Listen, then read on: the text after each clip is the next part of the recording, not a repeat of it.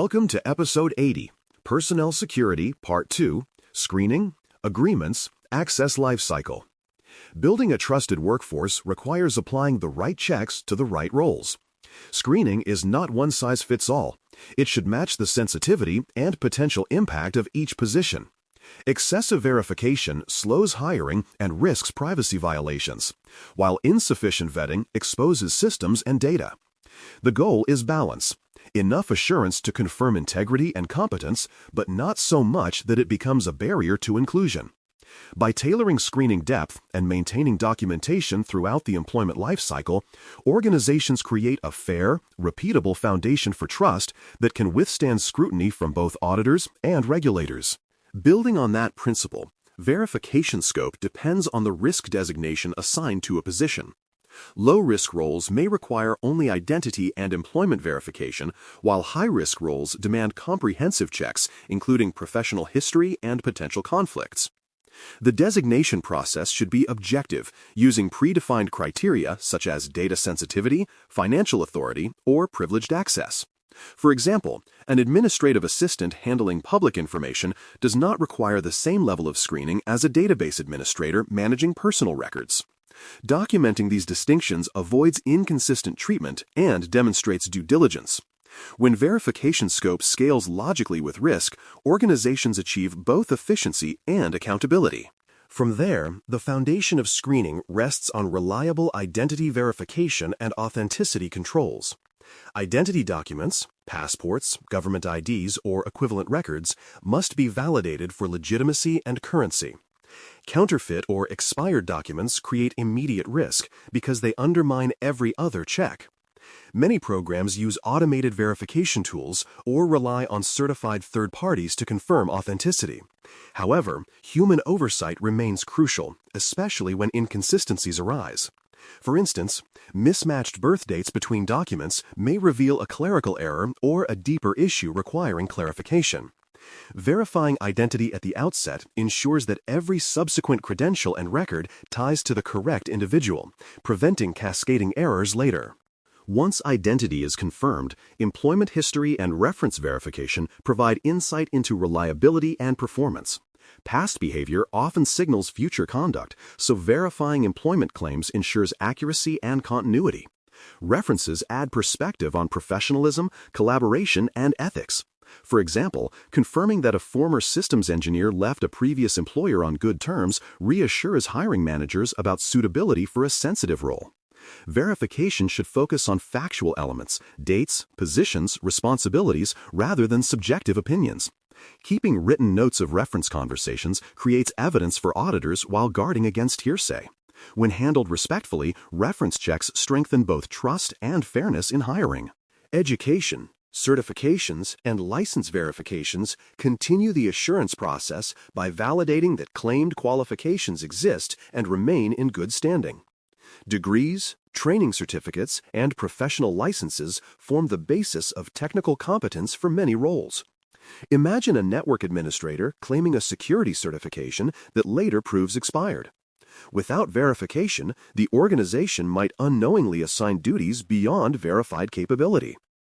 Automated credential checks through issuing bodies or trusted databases prevent such errors. Maintaining copies or verification receipts in personnel files provides proof of diligence. Verification is not about doubt. It is about ensuring that capability matches responsibility before access is granted. Criminal background checks, applied within jurisdictional limits, assess potential risk from prior conduct. These checks must comply with local laws governing what can be reviewed and how results can be used. Some regions restrict access to records beyond a set number of years, or prohibit considering charges that did not result in conviction. Programs should document which checks are performed and why, using consistent criteria. For instance, reviewing financial crime history for accounting roles may be justified, while unrelated offenses should not bias decisions. The key is proportionality, balancing organizational safety with respect for rehabilitation and privacy rights. After hiring, rescreening plays an essential role when roles, risk levels, or regulations change. It ensures that trust remains current. Promotions to higher risk positions, changes in job family, or contract renewals all trigger review. Imagine a developer moving into a privileged access role. A fresh background check may reveal new legal restrictions or updated credentials. Regular rescreening intervals, such as every 5 years for high-risk roles, demonstrate continued vigilance. Without them, outdated information could allow inappropriate access to persist.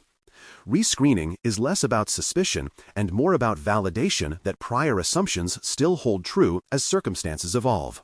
In parallel, legal and behavioral agreements formalize expectations. Confidentiality clauses protect sensitive data. Conflict of interest statements ensure personal and organizational interests remain separate. Invention agreements clarify intellectual property ownership. Together, these documents frame trust in enforceable language. Each must be signed before or at the start of employment and updated after significant policy or role changes. For example, a conflict disclosure signed during hiring may need revision if the employee later joins an industry board. Maintaining version control and timestamps for these agreements provides a reliable evidence trail, showing that trust was not assumed but documented. A complementary safeguard is the Code of Conduct Acknowledgement process. This document translates organizational values into daily expectations: honesty, respect, compliance, and ethical behavior. Requiring employees and contractors to review and acknowledge it annually reinforces awareness. Tracking acknowledgments through an automated system provides both reminders and proof of completion. If someone later violates policy, evidence of acknowledgment demonstrates that expectations were communicated clearly. Programs often pair acknowledgments with refresher training to keep principles current. A code of conduct is not merely symbolic. It anchors culture, aligning personal accountability with collective responsibility. Access provisioning marks the transition from vetting to operational trust. Access should be granted only after all required screenings, agreements, and acknowledgments are complete.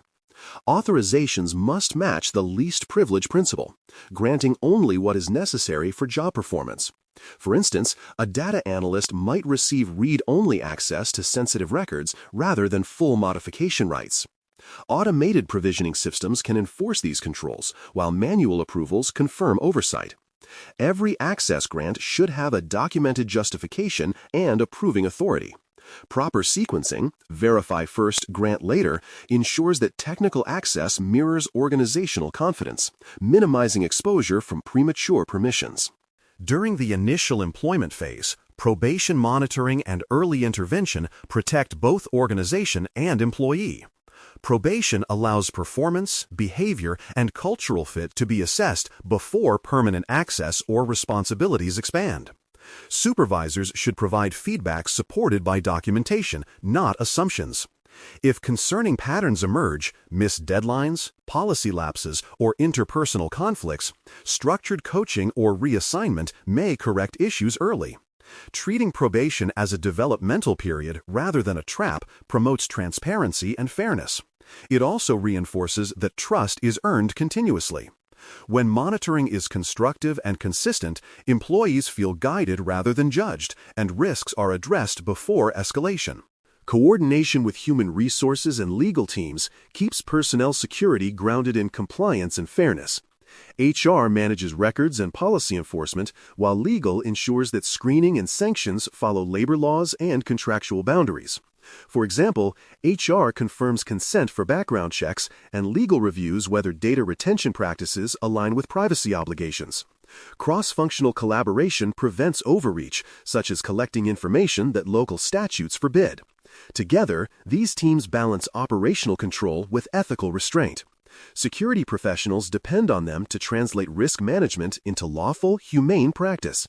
This partnership ensures that personnel safeguards protect both the enterprise and its people. Finally, exceptions, appeals, and adverse action procedures ensure fairness when screening results raise concerns.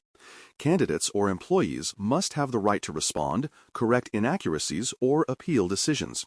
For instance, if a background check flags outdated or incorrect records, individuals should receive written notice and opportunity for clarification. Documenting each step, notification, response, and final resolution creates transparency and defends the organization's decision process. Adverse actions, such as rescinding offers, must follow legal notice requirements. Consistency in handling exceptions transforms potential conflict into evidence of integrity, demonstrating that security governance includes compassion and due process. In the end, lifecycle records and timely updates close the loop. Every step, from initial verification through rescreening and exit, must be documented, current, and retrievable.